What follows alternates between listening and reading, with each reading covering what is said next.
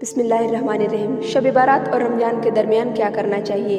इस्लाम में कुछ रातें और महीने बहुत खास माने जाते हैं जिनमें अल्लाह की रहमत, मगफिरत यानी कि बख्शिश और बरकत ज़्यादा होती हैं। इन्हीं में से एक है शब बारात और दूसरा रमज़ान। शब बारात को तौबा, मगफिरत और अल्लाह की रहमत की रात कहा जाता है, जबकि रमज़ान को इबादत, रोज़ा और नेकियों का महीना माना जाता है। शब बारात और रमज़ान के बीच का वक्त मुसलमानों के लिए एक सुनहरा मौका होता है जिसमें वे अपनी इबादतों को बेहतर बना सकते हैं, अल्लाह से तौबा कर सकते हैं और रमज़ान की तैयारियों में लग सकते हैं। कई लोग सिर्फ शब बारात या रमज़ान में ही इबादत करते हैं, लेकिन असल मकसद ये होना चाहिए कि शब बारात से मिलने वाली मगफिरत और तौबा को रमज़ान तक जारी रखा जाए, ताकि जब रमज़ान का महीना आए तो हम पूरी तरह तैयार हों और उसके फ़जाइल यानी कि फ़ायदे को हासिल कर सकें।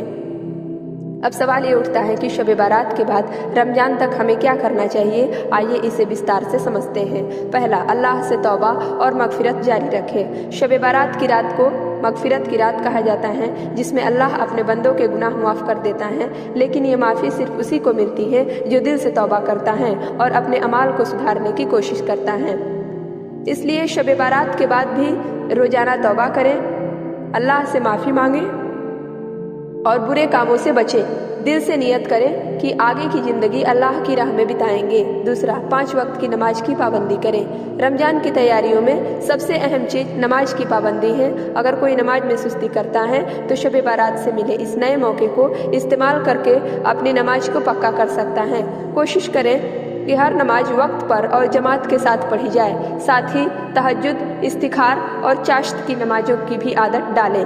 नफली रोजे रखने की आदत डालें। रमज़ान में पूरे महीने रोजे रखना फ़र्ज है, लेकिन अगर पहले से रोजे रखने की आदत डाल ली जाए तो रमज़ान में कोई परेशानी नहीं होगी। शाबान के रोज़ों की बहुत फजीलत यानी कि महत्व है। ख़ास तौर पर 13, 14 और 15 तारीख को रोजे रखना अफजल माना जाता है। अगर मुमकिन हो तो हर सोमवार और गुरुवार को नफली रोज़ा रखने की आदत डालें। चौथा, कुरान की तिलावत और समझने की कोशिश करें। रमज़ान को कुरान का महीना कहा जाता है क्योंकि इसी महीने में कुरान नाजिल हुआ था। रमज़ान से पहले कुरान की तिलावत यानी कि पढ़ाई करनी शुरू कर दें, ताकि रमज़ान में इसे अच्छे से पूरा कर सकें। सिर्फ तिलावत ही नहीं बल्कि कुरान का तर्जुमा और तफसीर भी पढ़ने की कोशिश करें। हर दिन कम से कम 1 पारा या कुछ आयतें जरूर पढ़ें। जिक्र और दुआ में इजाफा करें। अल्लाह का जिक्र करने से दिल को सुकून मिलता है और नेकियों की तरफ रुझान बढ़ता है। रोज़ाना सुबह और शाम दुआएं याद करें और अपनी ज़िंदगी में शामिल करें। खास तौर पर ये दुआ जरूर पढ़ें। अल्लाहुम्मा बारिकना फी रजब व शआबना व बलगना रमजान। अल्लाह हमें रजब और शाबान में बरकत दे और हमें रमजान तक पहुंचा दे। चौथा, सदका और खैरात करें।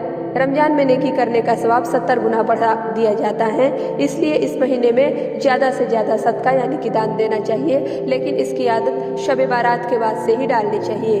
गरीबों, यतीमों और ज़रूरतमंदों की मदद करें। मस्जिदों, मदरसों और बीमार लोगों की सहायता करें। रमज़ान के लिए पहले से ज़कात का हिसाब लगा लें और ज़रूरतमंदों तक पहुँचाएँ। गुनाहों से बचने की आदत डालें। झूठ, गिबत, चुगली, बेकार की बातें, गुस्सा और हराम कामों से बचें। सोशल मीडिया और टीवी पर फजूल चीज़ें देखने से बचें और ज़्यादा से ज़्यादा दीन की बातें सुनें। गुस्से और नफरत को छोड़कर दूसरों के साथ अच्छा बर्ताव करें। सेहत और तंदुरुस्ती का ख्याल रखें। रमज़ान में रोजे रखने के लिए अच्छी सेहत का होना भी ज़रूरी है। ज़्यादा तला भुना और नुकसानदायक खाने से बचें। सहरी और अफ्तार के लिए हेल्दी डाइट लें। ज़्यादा पानी पीने की आदत डालें ताकि रमज़ान में डिहाइड्रेशन ना हो। इसका निष्कर्ष ये निकलता है कि शब बारात और रमज़ान के बीच का वक्त बहुत अहम होता है। इसमें हमें अपनी इबादतों और आदतों को सुधारने का मौका मिलता है। अगर इस दौरान हम तौबा करें, नमाज की पाबंदी करें, रोजे रखें, कुरान पढ़ें, जिक्र करें, सदका दें और गुनाहों से बचें तो रमज़ान में भी आसानी होगी और अल्लाह की ज़्यादा रहमत मिलेगी। अल्लाह हम सबको इस मुबारक वक्त की कदर करने और इसे नेक अमाल में बिताने की तौफीक दे। आमीन सुम्मा आमीन।